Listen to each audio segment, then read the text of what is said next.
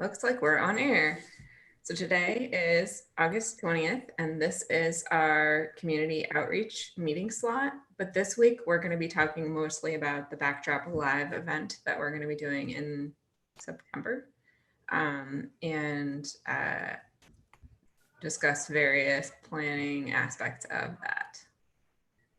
Before we get into that, though, let's start with introductions. Tim, would you like to go first?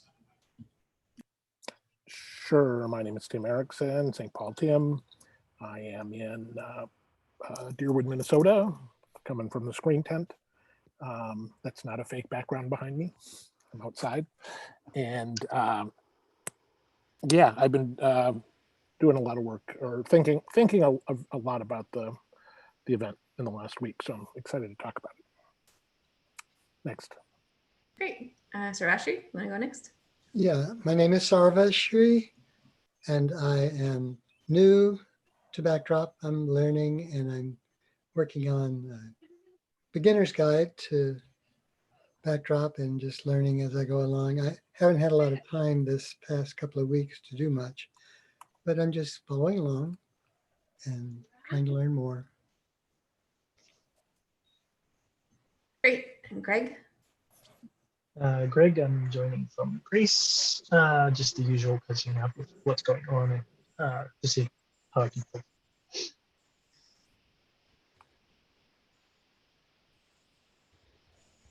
Look, want to go next? Oh, I missed my cue. I missed your cue, so go ahead. I'm Nick McCormick. Coming to you from mostly sunny but smoky San Ramon, California. I'm a web product manager, and I'm super excited about the topic of today's meeting, the virtual conference. So let's go on. You sound very muffled all of a sudden. You were fine a minute ago. Is this any better? It's I better. Yeah. All right. No? The AirPods are surprisingly directional.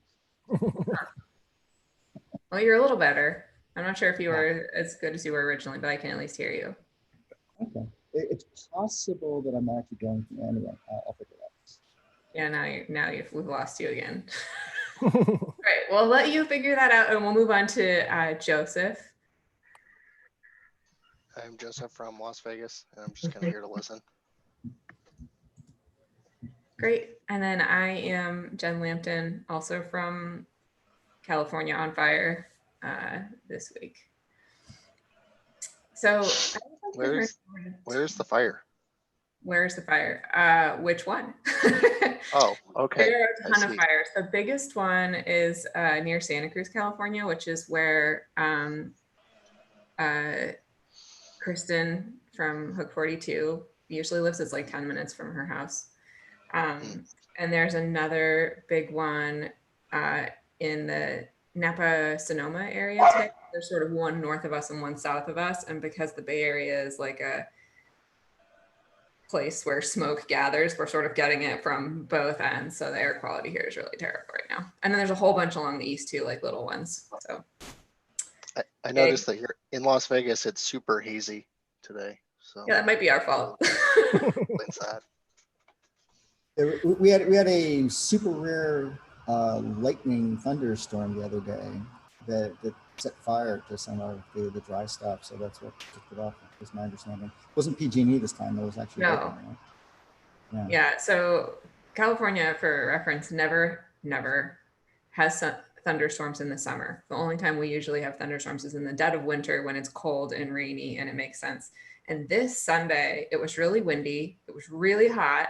And we had a lightning storm with no rain. There were parts of just lightning coming out of the sky and hitting the dry ground. And then we did get like a couple little tiny bursts of rain, but it wasn't enough to put out a fire, and it wasn't enough to prevent the fires in the first place. So it was basically just like a firestorm, which was really bad because it's fire season for us anyway. And since there's usually no rain in California between like May and October, everything gets really dry and just turns into kindling. So if it's really dry here and then you have a lightning firestorm, everything catches on fire. So yeah, fun times. So yeah, that's exciting in California. I am much more excited about talking about backdrop events than the current events we're facing at the moment. And I would like to turn this meeting over to Tim because I know he's been doing a bunch of work and planning and thinking about Backdrop Live. Um, Sure. So I don't think I was around when sort of a date was set, but I got involved or I sort of reemerged from hibernation a few weeks ago, and there was this date on the schedule, September 18th and 19th, for a backdrop event. And the I don't think it was called Backdrop Live at the time. I think that Nate like casually mentioned in one of the meetings, like briefly blurted out Backdrop Live, and I just started using that, and no one's complained yet. So it's become Backdrop CMS Live. The dates are September 18th and 19th, and originally not much more was spec'd out than that. I wrote the original sort of blog post. I think we decided it's a relatively short time frame. If we were doing like an in-person Drupal camp, this would be insane. But we talked about this, and our thought is that if we keep this kind of unconferencey and less structured, or fewer sort of structured presentations and more discussions, that we certainly can do it. There have been some other the Drupal Camp Philly or CMS Philly, they pulled that off pretty damn fast. And I think they had decent participation and it went fairly well. So anyways, so some people might be skeptical that we can do this in 4 weeks, but I think we can. And it is, it's like just, it would be like 4 weeks from tomorrow, I think. It will. The other thing about the timing is it'll be a couple of days after the release of 1.17, which is good and bad. Bad because we might be a little bit tired from the release, but good because we can build on that. We also might be really like invigorated from the release. That's true. The first, as I started thinking, right away, Peter said, so we've got dates, what about times? And that right away hit me with the perpetual problem we have with a very disparate, our community isn't really large, but for its size, it's very distributed, right? We have people in Australia and in Europe in like equal numbers, right? That are some of our core members. And so how do we do an event like this that's sort of a live event that respects the schedules of everybody and in a virtual event, in theory, we have more possibilities there. It's not only that, we only have 2 hours for the meetings each week, but the events are going to be longer, I imagine. So there's a little bit more. Anyways, so I started thinking about like how do I went back and looked at the schedule, like how do you do, what's the best 6 or 8 hour block of time, right, for a global audience? And you just can't make that work. And Jen had made a comment in our last meeting about like, should we have one big block or should we have breaks? And my initial reaction was, well, we don't really need breaks because at home it's easy to, if you need a break, it's easy to get up and take it. But then as I started thinking about this, I thought, well, we're not locked into like an 8 hour straight block. And so trying to find an 8 hour straight block that fits a global audience just isn't going to work. But what if we broke it into chunks and really stretched it out or even around the clock?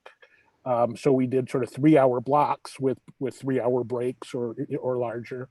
And I started playing with the schedule, and I have kind of a spreadsheet set up. If it's helpful to visualize this, I can share my screen. And so that's what I'm proposing, is that we actually, instead of it being one 8 hour block, it's a bunch of 3 hour blocks sort of scheduled at different periods of the time around the calendar, that we might have a bigger gap in areas where we think we expect the least participation. But the expectation would be that it isn't going to be, that probably nobody is going to be happy with all of the time slots in terms of their sleep schedule, but that everybody's going to be able to participate in at least some of it without having to stay up till 3 a.m. And if they choose, well, fortunately, we're all multiphasic sleepers, so that we can just go with that. Okay. So the other big thing that happened is I said, well, the worst thing about this is not with all these different chunks of time and people participating everywhere, is we've got this other problem, which is time zones, is how do you announce when the sessions are? And Jen right away sort of said like, well, wouldn't it be cool if we could use the great time zone converting features in Backdrop, but we probably can't make a website in this amount of time. I don't think she said all of that, but certainly it hadn't been my intention that we would build a website for this. I'm totally comfortable doing this in Google Docs and Eventbrite and such. But when I started thinking about that schedule and some of the other things we could do, and just wanting to, I sort of dove in and have started to mock up a website. So, and I think that also helps visualize, and I placed some content in there, which might help give an idea of what I've been thinking, and also the kinds of sessions I see. I realize that I've made a lot of assumptions that I haven't talked to anybody else about in doing this, but I think it gives us a great place to start talking, and everything, nothing's locked in stone. And I don't want anybody to feel like because I put this work into this means that we have to use it. So I want to see it. let's do a screen share. Does anybody have any questions so far or comments? How does this idea of doing sort of a global schedule sound to people? Does that seem? Yeah. Okay. Yeah, it sounds good. I think if some of the presentations are pre-recorded, then people could go to those at any block at any time. Right. And catch up on that. That might be a way to I was also maximize people's time and make it easier to access everything. I was also thinking if we wanted to take some sessions from the first block and play them later, that might also make up for some areas where we don't have as much content. So we could say, oh, let's take this session that Greg did in block 1 and put it in block 4 because we only have 3 people offering to present in block 4. Those are all good ideas, and I've thought about them. I'm not so worried about not having content unless we're trying to fill certain time slots in the wee hours of the morning.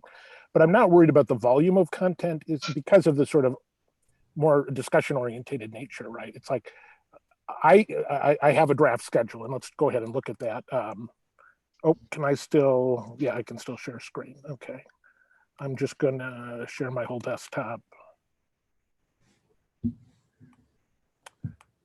So the first thing, before I go to the website, and I can share links to the website in a minute, is, so you can all see my screen, right? Yeah. Yep. Is the spreadsheet. And I have over on the left 4 time zones, San Francisco, New York, Berlin, and Sydney. The red is from 10 p.m. to 6 a.m. The green is sort of normal work hours. And so technically our dates are the 18th and the 19th. And so I started thinking about like a 48-hour block of time. And for some reason I ended up, what I'd actually, my idea would be that we maybe actually start late on Thursday night in the US, which would already be the 18th in Australia, and then run through Saturday afternoon. So it would be 48 hours roughly. That we're not locked into that, and I welcome input on that, but that's what this schedule shows. So this schedule actually has us doing a sort of our initial session on Thursday night at 7 p.m. If you look on the right here, these are sort of 3-hour blocks. And what I did was originally mapped out 3 hours on, 3 hours off. But then I took the green, there's a couple of the blocks that just didn't seem like they were that great for anybody. Like this, the very next block is at 1 a.m. Pacific. It's, well, I guess it would work in Europe and in Australia. So we could use that time slot if we needed it. But basically I blocked off 2 of those over the course of the 48 hours. But other than, so there's 2 9-hour breaks right now in this schedule. And my thought was, if we started seeing enough interest, especially in Europe and Australia, that we could just open those blocks up, but that we not try to fill them up initially. I'm thinking we use Zoom rooms or something like that. This is getting into another aspect of my proposal, which people may have thoughts on. But I feel like, in addition, I'd like to have like a Backdrop specific track so that there's like our room that's just backdrop stuff. But I'd like to attract folks that maybe aren't that committed to backdrop yet to explore backdrop. And I'd like to provide some more generic content, right? So non-drop backdrop specific. So I've got a schedule that proposes 4 tracks.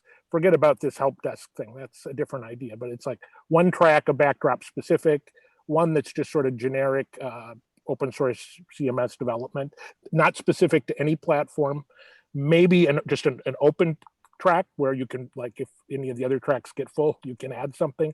Part of the goal of having these tracks be limited is, again, to make sure that there is, like, at any given time of the day, there's some backdrop specific stuff and there's some not generic stuff so that people have a choice. And then I also threw in, and I'm the least confident on whether or not this is going to work, sort of an issue queue, which was kind of like the core, what did they call it? The core track in DrupalCon. What do they call that? The sprints, the code sprints were. No, the sessions that are about like core conversations.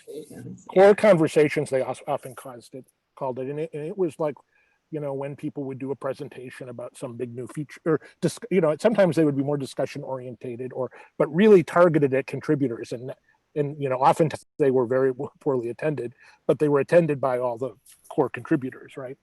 And they've sort of backed off those at DrupalCon in recent years, I think, saving those for other events.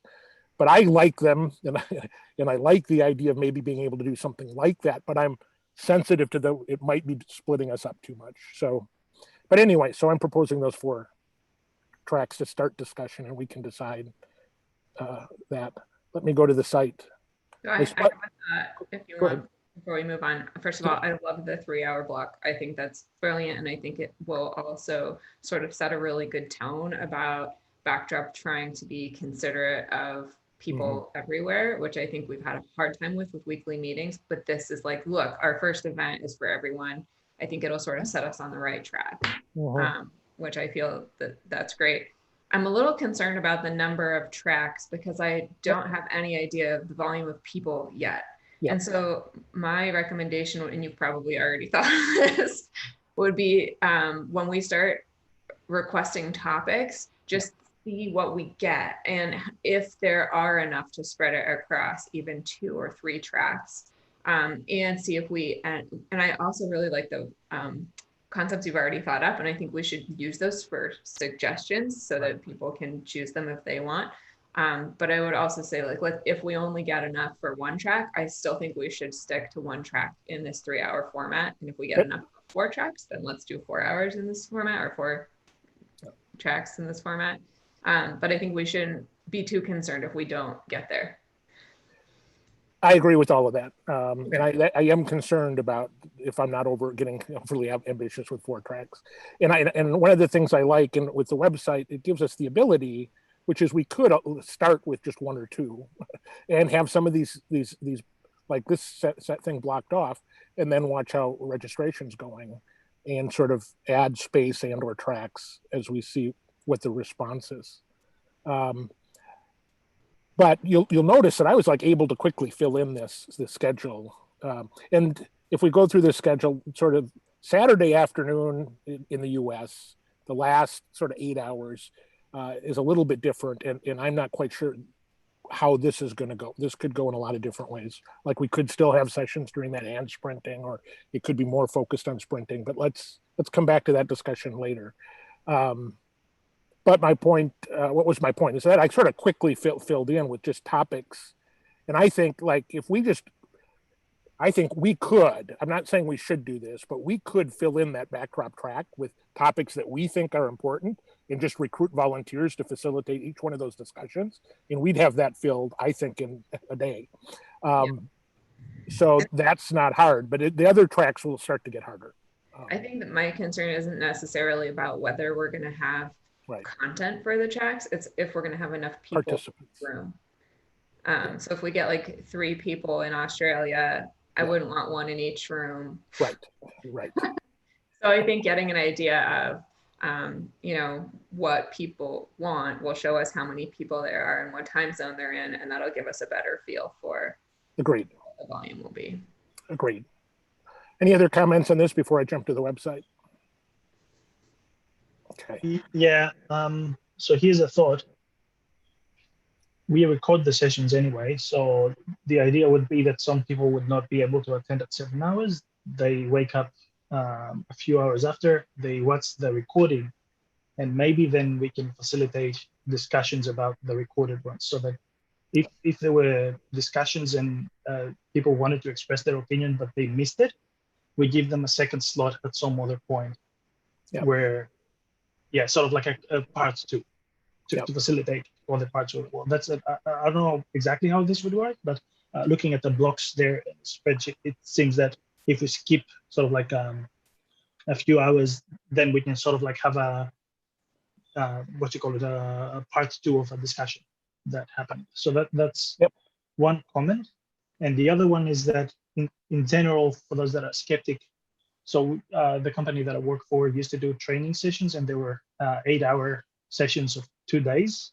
And the reason why that was happening was because the trainer used to need to travel somewhere, so they couldn't spread it out. But now that the whole COVID thing is happening, we have shifted to remote training sessions, and they switched to 4 days a week instead of 2 days, and doing 4 hours, which works out better for the trainees as well. So we've had very positive feedback, because if you have a person or a group of people sitting in front of a screen or in front of different people presenting for like an 8-hour block, it becomes tiring at some point.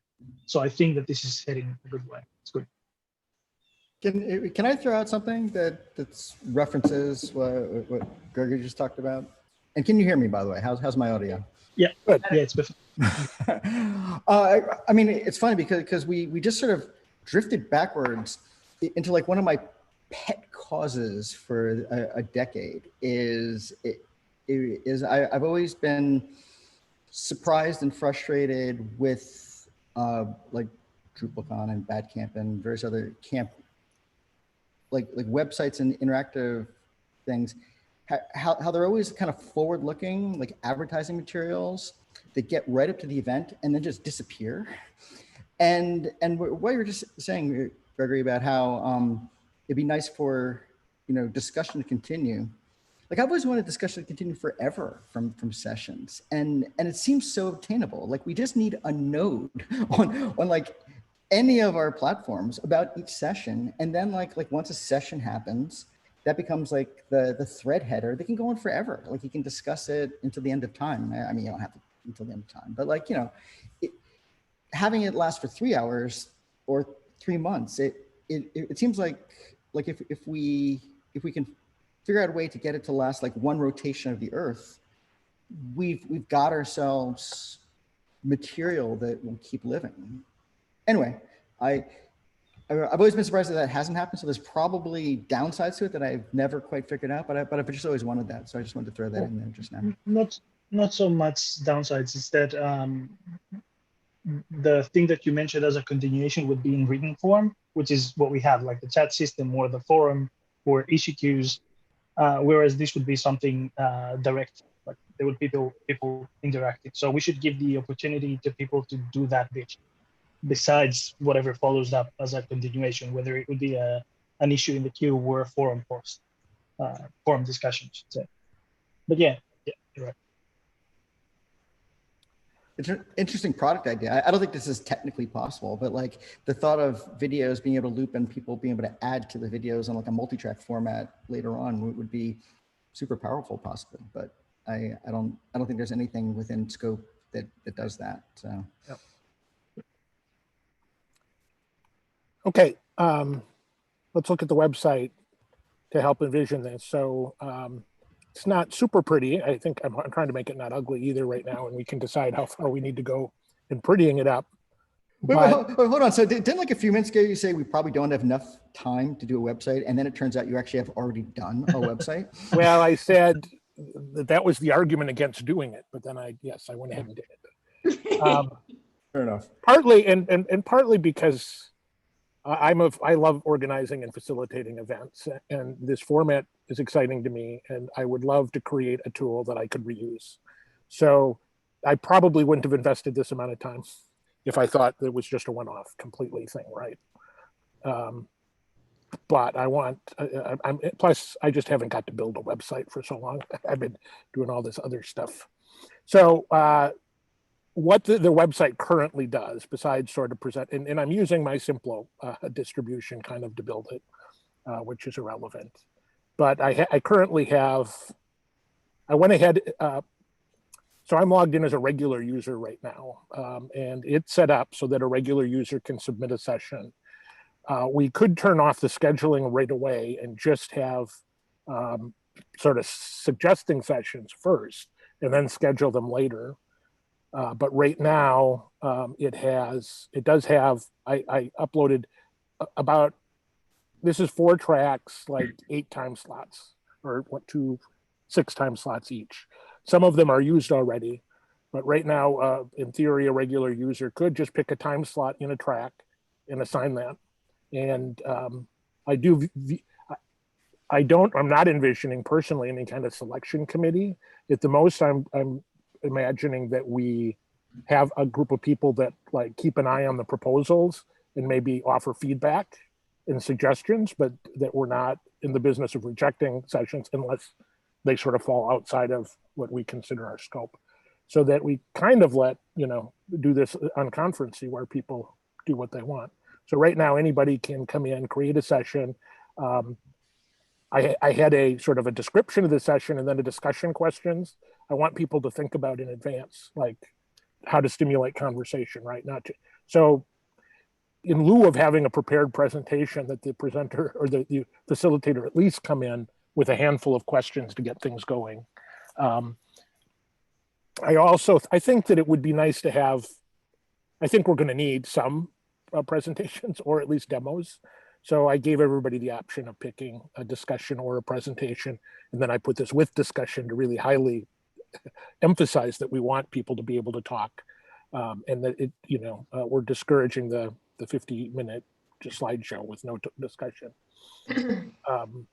But we might want to do like an intro to backdrop presentation that is more structured, just because I think there's a need for that. And anyways, so users can come in, they can pick a time slot. I think right now you're able to edit your own session, so you can change the time slot. Again, we could turn that to the scheduling stuff off for now and like wait till the last week. And at that point, open up the actual time slots. And maybe in the meantime, just have people submitting topics. It would be good to get an idea of what time slots people are interested in so that we know what part of the world, whether they want to present at 2 in the morning or 10 p.m. or whatever. But I think we should just ask them, like, what's your preferred time period, and give them the 3-hour range. And that way we'll know roughly how many sessions we have for every section. And we'll be able to figure out whether we need 1 track or 4 tracks in that given 3-hour slot of time. Agreed. You're not talking about presenters only now. You're talking about anyone who's interested to attend, like which hours they would work. I also think maybe we should be careful with the language, and we can talk about this later. But the idea of a session, maybe we should call it a conversation, just something so that people feel this pressure to have slides. And I think so that it doesn't, it's like, oh, I just want to talk about X. Then you come with those 5 questions and you go. But yeah, we can talk about what to call everything later. But yeah, so basically everyone who's attending would have the ability to request a conversation rather than like submit a session. Sure. And we haven't talked about registration yet. And what I have no illusions about is our ability to like do event registration and payments on this site, just because we need to get that open within a day or 2. And I think there are other tools out there that are better than this. But let's say we used a tool like Eventbrite. We could ask, that allows to ask questions like, when you're registering, which are the best time zones for you? What topic conversation would you like to have? And I could envision where, I don't know, for the first week, we are just watching who's interested and maybe copying their ideas into this, or we just redirect them to this and say, go to the site and add your conversations. I think that we could have a role for like registered participants, but I'm envisioning like up front that maybe anybody can log in and create an account here. And that we just manually like mark who the actual participants are or something. I don't know. I haven't figured that out yet, but I think that like I would be interested in working on that with you, but I think that could be something we could steal from COD in Drupal 7 and just get the registration payment part done. And if we hook it up to PayPal, so I have an open email thread with Software Conservancy. I haven't heard back yet, but I'm pretty sure they're going to want it to go to their PayPal account. But if we Okay. hook ours up to like our PayPal account for testing, we should be able to switch it to theirs pretty easily. okay. So that's kind of the route I'm going today. I sent a follow-up that was like, just so you know, we're building this with PayPal. If you don't want to use PayPal, let us know, but you know, you can give us your PayPal details later, essentially. So we can give it a try. But I think like, I know that that is tricky, but I think because it's done already in Drupal 7, it shouldn't be super hard because we won't have to build it from scratch. And I'm willing to work with you on that if you want to. Well, yeah, and I'm totally open to that. And if, you know, especially if we could schedule a couple hour block of time to collaborate, because I think you could do it much, or help me do it much quicker.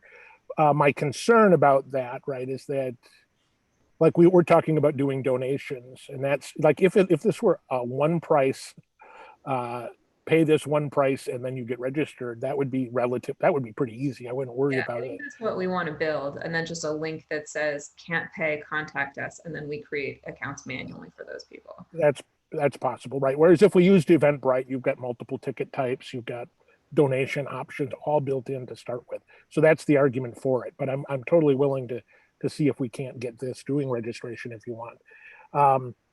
The other thing about Eventbrite, which I don't know if it's a big issue, is that I have had people like find my event on Eventbrite. That's probably pretty rare, but. Interesting. So do they have their own like list of events near you? Yep. I think I remember this. Like when you sign Yep. up, it's like, do you want to be notified of other events? Yes, Yeah. you can find events on Eventbrite. Now, that was quite a while back, and it might be that feature is less useful now, although it could actually be more, because it might be people are like looking for events to go to and going to places like Eventbrite. But I don't really think that's going to, you know, that we would be likely to get many people that way. So I wouldn't make that a determining factor, but it is a side benefit of being on their site. Any other thoughts or questions? There's not much more to the site right now. I have like a little FAQ. This time slots is really just an administration page for admins, although it's right now public to users, but just to see all the time slots.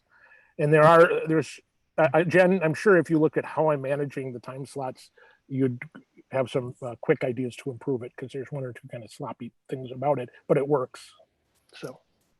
Yeah. One thing that I thought of would be if presenters had materials they wanted people to download and review, or a summary of their presentation, or Yep. whatever it was that people could grab and go, that might be useful to be able to download various things. I agreed. Yeah. Yeah. We would Another- definitely do that. I have a files field on each session or conversation so that people could attach files. I would be inclined to put comments on them as well, so there could be discussions sort of on the node field, but we can talk about that later. I think that also would be great as long as we make sure the only people who are logged in are paid attendees, so that we don't end up with just spam. Yep, absolutely. Another platform that maybe sort of like similarly attract people would be Meetup. I'm not sure if it's popular in the US, but it is kind of a thing in Australia. Yeah, I just talked to a friend about this yesterday, and my experience like 6 months ago was that Meetup didn't work well for virtual events. It was really structured around in-person events. I'd be shocked if they didn't, make some changes, because, to make it better for virtual events and get it. But I think there's an opportunity to get listed on Meetup, even if we're doing Exactly everything else here. Yes, so I'm not sure what their rules or regulations is. Can you list an event and then point to some other sort of like portal where the actual event is happening and use Meetup as a? I think you can, yeah. Okay. So we should look That's into what that. Yeah. we should put that on the outreach for publicity is one of the tools to look into is how we can leverage Meetup, because definitely I found at meetups that people, I posted a backdrop I did a backdrop meetup a year ago, and I posted it like 10 days before the event. And I had one guy that walked in to our physical meetup that had no idea what backdrop was. He just found this thing that So- looked interesting and came. So, Yeah. So um, the other thing, when you and Jen sort of like brought it up, are we discussing making the payment an opt-out thing, as in have an option for them to say, yeah? I thought Yeah, that it so was it'll going to be be- the opposite, as in donation. Yeah, I think in order to make sure that we get people to pay, we need to expect that everyone will pay, and then have a clause there that says like, can't afford to pay right now for whatever reason, contact us. And that way we're not just gonna get people to like click the I don't want to pay option, not pay, and then not show up. Okay. So then we would need to change the wording, I think, on the We can work The on all the announcement. wording. I think Yeah. finding some way to say that this money is a donation is important, right? So that people understand it's not like going into Tim's pocket or whatever. Yeah, also I think making it really clear that if you're still welcome to attend, even if you can't afford. I mean, so I was sort of in between the two of you, where I wanted the presumption to be that people were making a donation, but like with Eventbrite, you can have two ticket types. So I was envisioning, register with a donation, or here's the free ticket. Yeah. I think most people that are going to come would pay. The problem would be those who registered for free. We would Won't be reliable, And that's the problem we're trying to avoid. right? Coming from Bad Camp, which is always free, is that there's Yeah. like 40% of the attendees who don't pay, don't show up. Right. So it makes it really hard to plan ahead if you know that 40% of the people who chose the I don't want to pay option are going to be there.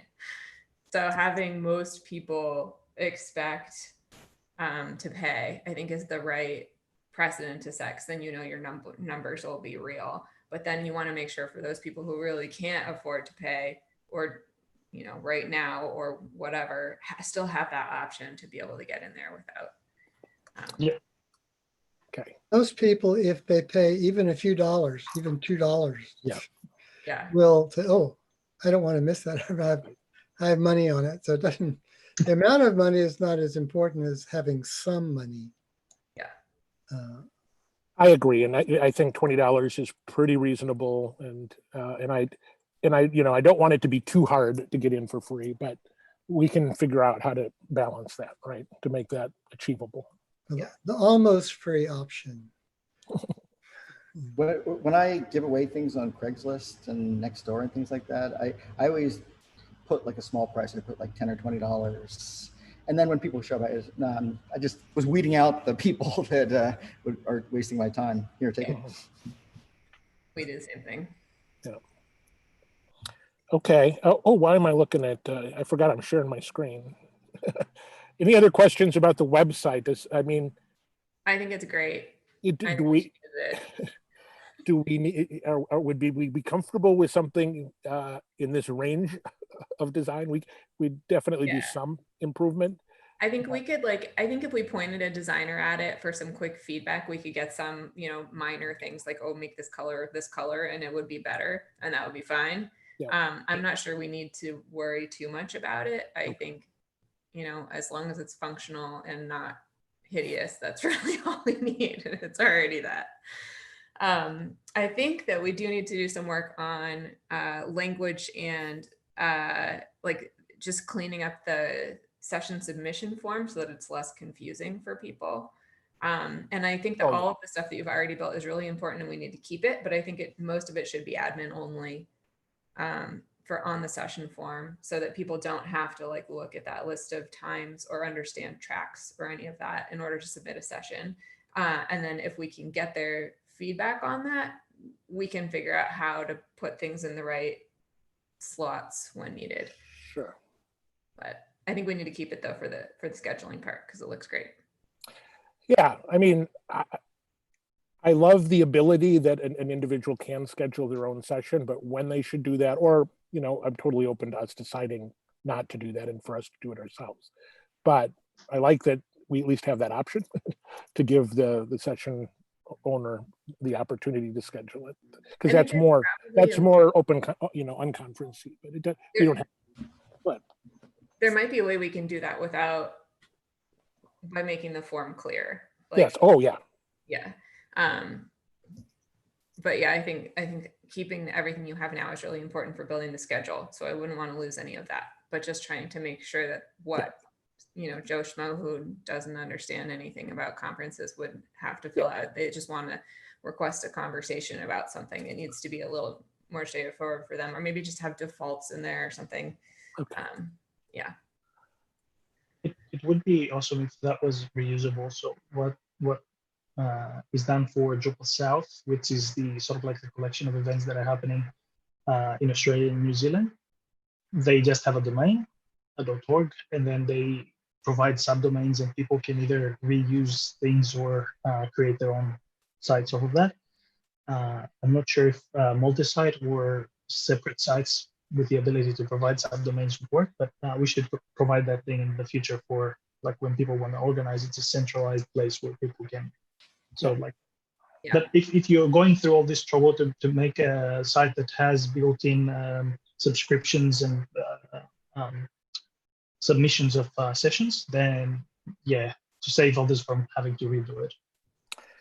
So to be clear and transparent, again, I think I said up front, one of my reasons for putting this time in is I want to make it available to other folks in some way. And I've envisioned that as being something on my Simplo site, is that you could spin up a site like this for an event really easily.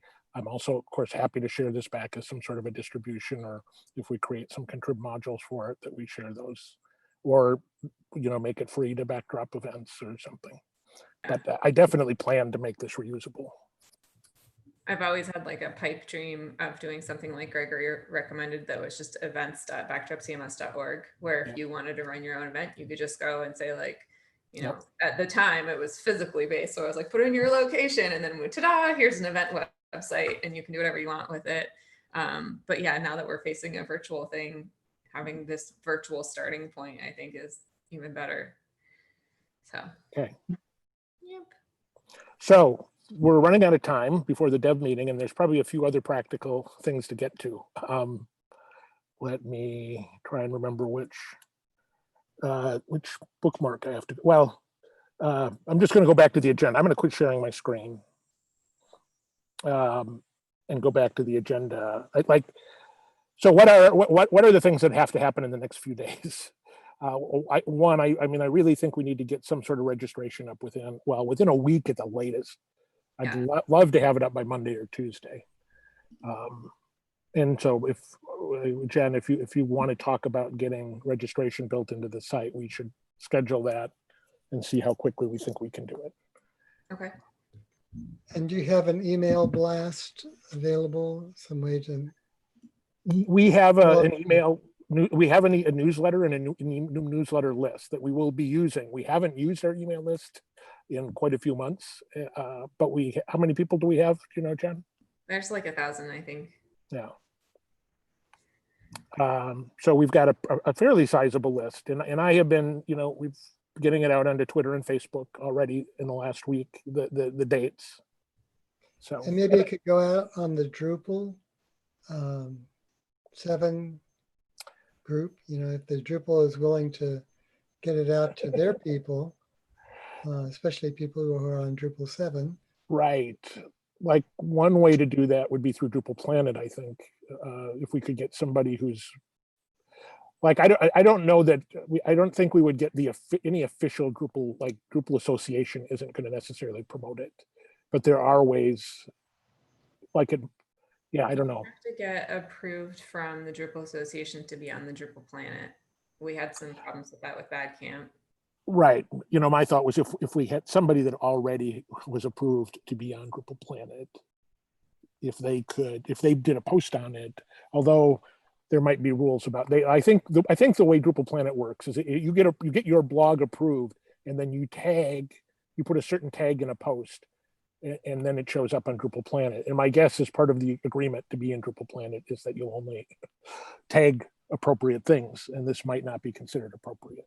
So Yeah. the official Drupal 7 people would feel that it is competitive and not Well, supported. Yeah, Is I that mean, the idea? their mission is to promote Drupal. Yeah. And this does not promote Drupal. So I mean, I understand that. I think a lot of them individually would like personally retweet us and things like that. I just don't expect us to get any official endorsement. There are like there might, you know, I could. There are like Drupal Slack channels where we could mention it and nobody would object. Like the Twin Cities Drupal has a Slack channel. I could certainly mention it there. Nobody's going to care. If you have a group, there are some groups where we could probably mention it and get away with it, but we got to be careful. Yeah, you'd be surprised. On the Slack channel, at some point there was a Drupal event in Australia. I called out that I can, like they were saying, we have only a few sessions. We'd appreciate if people step up, and I go, I'm always happy to present about Backdrop. And then a person that was residing in the US for a few years, but he was an Aussie, he said, no, Okay. I'd prefer to have Drupal only events. And I go, but you're not even here. Like, it's like you're not going to attend. It's like, yeah, I can still have my opinion. No, go away. Peace out. It's like, I want to just throw out this crazy idea I had that I think may not be a good idea, but which was to have a Drupal 7 track at our event to help get Drupal 7 people there. Because what's our goal is really to bring in Drupal 7 people, right? And most of the Drupal events are focused on Drupal 8 now. So it was like, what if we had a Drupal 7 track? yeah. There's a lot of reasons not to do that. So If you open it up to a slightly broader range of outsiders, like I want to pipe in like and WordPress, yes. but it can even go past that. Just my other CMS users that would know they would love us if they knew us. My track description for that open track said, this is a track if you want to talk about other CMSs. This was for us to explicitly say, it's okay to talk about Classic Press or WordPress or Drupal 7 at our event, not in a track like specifically for Drupal, but in this open track, right? Where you can talk about just about anything. If you want to talk about, Gatsby or whatever, that you can. But I don't know. I think we're going to have to talk more about how open we want to be. That's my sort of starting position. I have a bit of an experience with that. 3 or 4 years ago, I'm from like my hometown is small, like 250,000 people. And there's a few pretty active WordPress members. So they organized an event and I happened to be on holiday because I'm usually in Australia. So they invited me and then Type of 3 representatives, and then also what other CMS was in Joomla as well. So it was a presentation of, it wasn't competitive at all. So we all took turns. We all compared similar features and how we tackle the same sort of like problems, and how, for example, Drupal is more, in Backdrop structured content, whereas WordPress or Joomla might have a single page sort of like structure. And it wasn't competitive. It wasn't, there were no hard feelings. It wasn't we're better than you or whatever. It was just an exchange of ideas. And yeah, I found it really good. So yeah. Well, there's I over the next week or two, this format allows for some possibility of experimentation. Another idea I had was we had talked a while back about doing kind of a summit with the Classic Press organizers. And I thought we might schedule a time slot during our event and specifically invite Classic Press folks and say, let's do a public meeting between us and just have that during Backdrop CMS Live.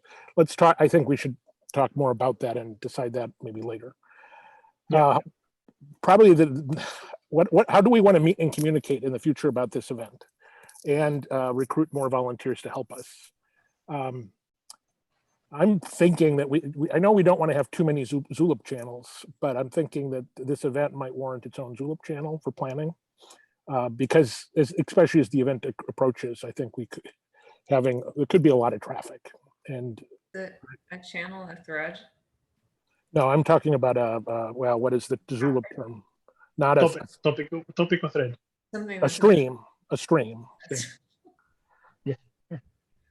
terminology. It's something, so it wouldn't be in Backdrop. It would be something else. Right, yes, it would be the Backdrop CMS Live event, and it could be we could disable it once the event's over. I think probably we want to have, well, we'd like people to use Zulip during the event, although we can just use our regular channels for that. Yeah, instead of calling it Backdrop Live, you can call it events, and then it Sure. will only have, it will only have traffic when we are planning or Good idea. events are about to come up. Well, again, and my idea is event planning, sort of. So does anybody object to having a stream for event planning? Okay. For it. And how about, so I think we're going to need to have at least a meeting a week for the next 4 weeks, or 3 weeks probably is all we have to, maybe not, maybe we have 4. And next week, this slot is technically the UX UI. So do we want to plan a different meeting? And maybe do it in a different time so that we can better engage with our either European or Australian colleagues? Luke, we also wanted to hear from you about what might be a better time for you to attend, because we know it's hard in the middle of the day. Luke.